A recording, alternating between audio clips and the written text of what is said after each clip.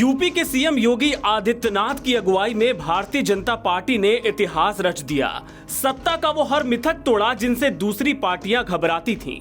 1985 के बाद पहली बार सूबे में कोई पार्टी दोबारा सत्ता हासिल करने में कामयाब रही।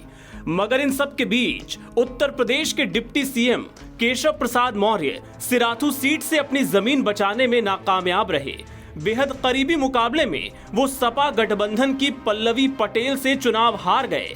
मौर्य को 98,727 वोट मिले, जबकि पल्लवी पटेल 1,05,568 वोट हासिल करके लगभग 7,000 वोटों के अंतर से जीत गई।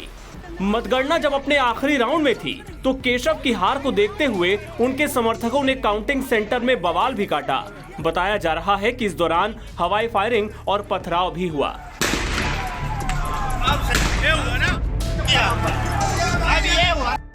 बहरहाल सिराथू की लड़ाई को बेटा बनाम बहू का चुनाव बताया जा रहा था, जिसमें बहू बाजी मार ले गई। तो कौन है पल्लवी पटेल, जिन्होंने बीजेपी के दिग्गज पार्टी के सबसे बड़े पिछड़े वर्ग के नेताओं में से एक केशव प्रसाद मौर्य को धूल चटा दी।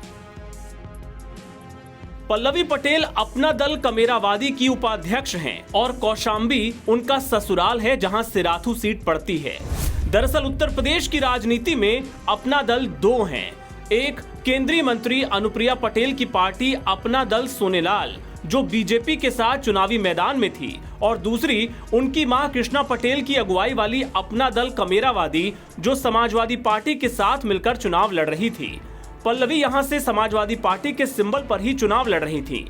अनुप्रिया पटेल ने तो इस सीट पर आकर अपनी बहन पल्लवी के खिलाफ प्रचार भी किया था। तो वहीं सपा की ओर से डिंपल यादव और जया बच्चन ने वोटरों से कहा था कि बहू की लाज रख लेना। अंततः जनता ने बेटे के ऊपर बहू को तरजीह दी। दलित और पटेल वोटर बने हार जीत के फैक्टर। सिराथू में 1 लाख से अधिक दलित वोटर हैं। इनमें से 60% से अधिक पासी हैं, जिनका साथ बीजेपी को मिलता रहा है। 80,000 के करीब मुस्लिम और यादव हैं। 25% से अधिक गैर यादव ओबीसी हैं। इनमें पटेल और मौर्य कुशवाहा दोनों शामिल हैं। 25,000 से अधिक ब्राह्मण हैं। बसपा ने यहां से मुस्लिम प्रत्याशी को मैदान में उतारा था।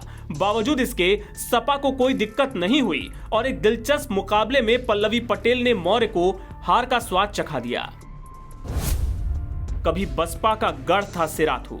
कौशाम्बी की सिराथू सीट 2012 के चुनाव से पहले अनुसूचित जाति के लिए आरक्षित थी। यहां 1993 से 2007 तक बहुजन समाज पार्टी ने लगातार 4 बार जीत दर्ज की थी। 2008 में परिसीमन के बाद यह सीट सामान्य वर्ग की हो गई।